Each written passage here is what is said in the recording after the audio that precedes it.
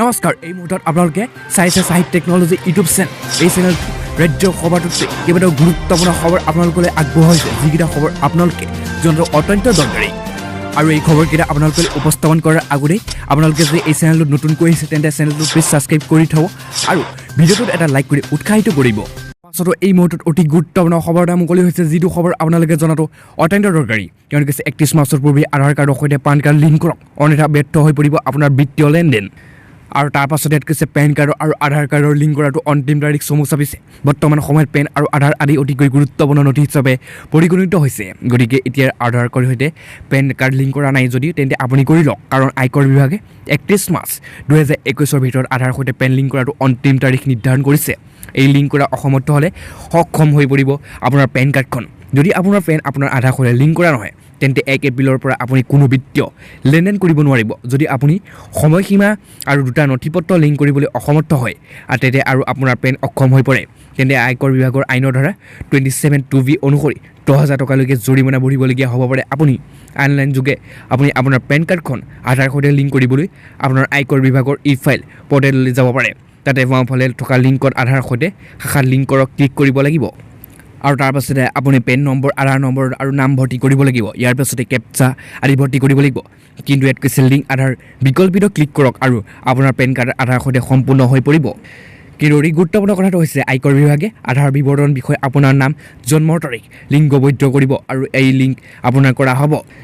আৰু ইয়াত কৈছে এতিয়া আপুনি SMS-ৰ জৰিয়তে আধাৰ পেন লিংক কৰিব পাৰিব এতিয়া এই আধাৰ সৈতে পেন লিংক কৰিবলৈ আপোনাৰ পঞ্জীয়ন কৰা মোবাইল নম্বৰ 56768 আৰু বা 56161 নম্বৰত আপুনি SMS প্ৰেৰণ কৰিব লাগিব আপুনি SMS UID আৰু PAN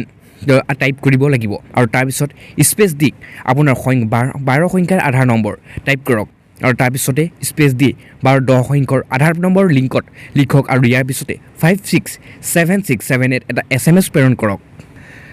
কিন্তু তাৰ লগতে যদি আপুনি পেন কাৰ্ড আৰু আধাৰ কাৰ্ড মেনুৱেলি লিংক কৰিব বিচাৰিলে তেন্তে আপুনি পেনৰ সেৱা কেন্দ্ৰলৈ যাব পাৰে আপুনি প্ৰয়োজনীয় নথিপত্ৰসমূহ লৈ পত্ৰ পূৰণ কৰিব লাগিব আৰু ইয়াৰ সৈতে পেন কাৰ্ড আৰু আধাৰ কাৰ্ডৰ এটা প্ৰতিলিপি জমা দিব আজি সন্ধিয়া 5 এই মুহূৰ্তত অতি গুৰুত্বপূৰ্ণ ব্ৰেকিং নিউজ এটা মুকলি হৈছে কিয়নো অহাকালি 12 ঘণ্টীয়া ভাৰত বন্ধৰ লগতে সমগ্ৰ অসম বন্ধ হৈ পৰিব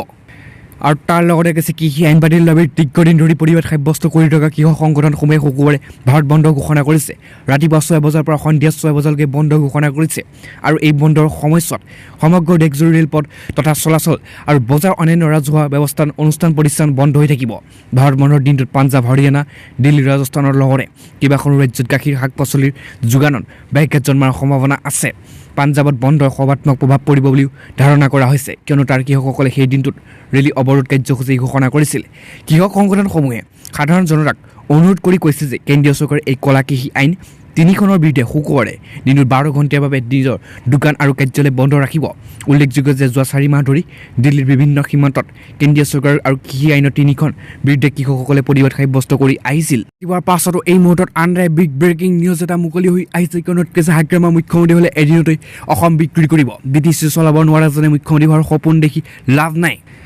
কিয়নো তাৰ লগতে কৈছে নিৰ্বাচনী প্ৰচাৰৰ মাজতে নেতাৰ বাকযুদ্ধ তুংগত উঠিছে এইবাৰ হাগ্ৰামা মহিলাৰ আৰু প্ৰমোদ বড়োৰ মাজত বাকযুদ্ধ সৃষ্টি হৈছে হাগ্ৰামা মহিলাৰে হিমন্ত বিশ্বতকৈ আগত তেওঁ মুখ্যমন্ত্ৰী হ'ব আৰু তেওঁ থকালৈকে হিমন্ত বিশ্বই সুযোগ নাপায় বুলি কোৱা মন্তব্যক লৈ প্ৰতিক্ৰিয়া প্ৰকাশ কৰিলে BTC প্ৰধান প্ৰমোদ বড়োৱে কিয়নো কৈছে যে হাগ্ৰামা মহিলাই যদি মুখ্যমন্ত্ৰী হয়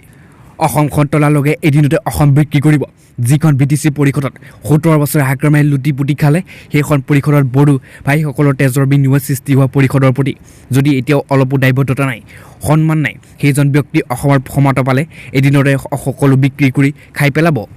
আৰু তাৰ লগতে ইয়াত কৈছে যে হাগ্ৰামা মহিলা এজন ডাঙৰ বেপাৰী বদৰুদ্দিন আজমলক এজন বেপাৰী আনফালে হাগ্ৰামক এজন বেপাৰী তেওঁলোকে বেপাৰ কৰিবলৈ এইবিলাক কৰিছে মহাজনৰ এজনো স্পষ্ট মুখ্য নাই ক'লে প্ৰমোদ এই মুহূৰ্তত অতি গুৰুত্বপূৰ্ণ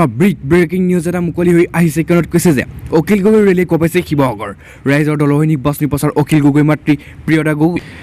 এই মুহূৰ্তত বহুতে ডাঙৰ ব্ৰেকিং নিউজ কিয়নো শিৱসাগৰ অখিল গগৈ হৈ নিৰ্বাচনী প্ৰচাৰ চলাইছে বহু হাজাৰ সমৰ্থকে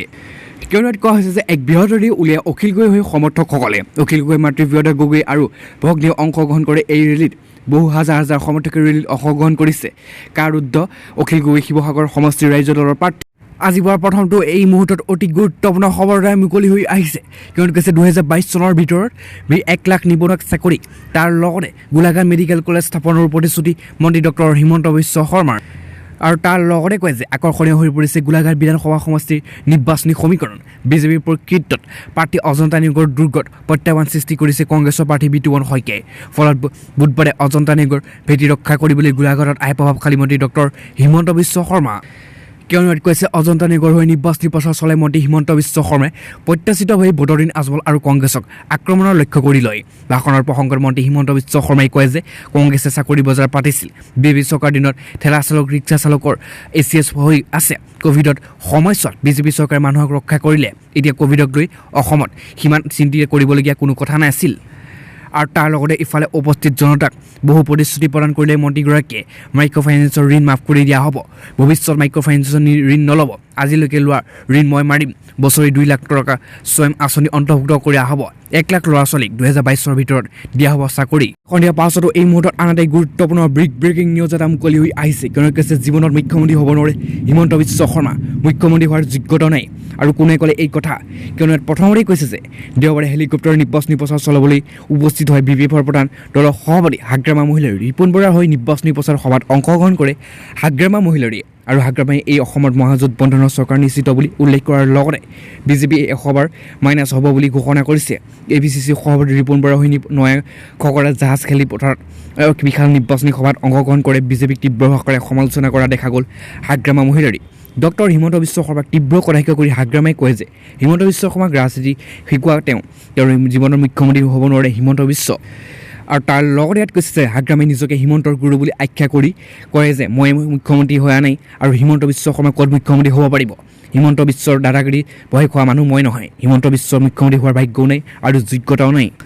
কিন্তু ইয়াত কৈছে যে উল্লেখযোগ্য যে হিমন্ত বিশ্ব শৰ্মাই নিৰ্বাচনী সভাসমূহত নচাক লৈ তীব্ৰ কটাক্ষ কৰে হাগ্ৰামা মহিলাৰে হিমন্ত নৃত্যক বাবা ৰামদেৱৰ যোগাসনৰ লগত তুলনা কৰি হিমন্ত বিশ্ব শৰ্মাক ৰোগীয়া সেইবাবে তেওঁ নৃত্য কৰাত আছে তেনেকৈ বেমাৰৰ পৰা পৰিত্ৰাণ পাবলৈ যোগাসন কৰে পাছত আৰু আজিৰ আনতে ব্ৰেকিং নিউজ এটা মুকলি হৈছে ৰাজ্যৰ সকলো চৰকাৰী কৰ্মচাৰী পেঞ্চনাৰ সকলৰ বাবে কিয়নো কৈছে ডাঙৰ খবৰ পিতৃ মাতৃৰ পিছত আজীৱন পেঞ্চন লাভ কৰিব এতিয়া যুৱতীও হিমন্ত বিশ্ব শৰ্মাই কৰ্মচাৰীক সৈতে কৰিলে বৃহৎ ঘোষণা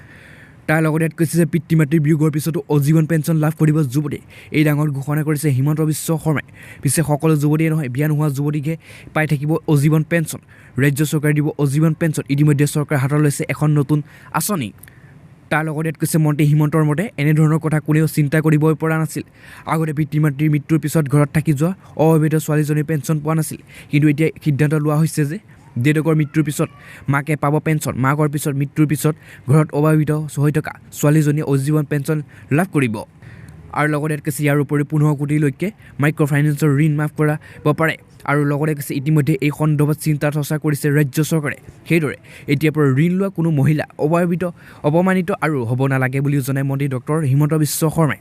কাৰণ কোনো দৰিদ্ৰ মহিলাই উভতাব নালাগে ঋণ আনহাতে ঋণ বিচাৰি হাৰাশাস্তি কৰিলে গ্ৰেপ্তাৰ হ'ব বেংকৰ মেনেজাৰ পৰ্যন্ত ৰাজ্যপালে অনুমোদন জনালে আইনত পৰিণত হ'ব এই বিধেয়কখন আৰু এই কথা জানিবলৈ দিয়ে ৰাজ্যৰ বিত্তমন্ত্ৰী ডক্টৰ হিমন্ত বিশ্ব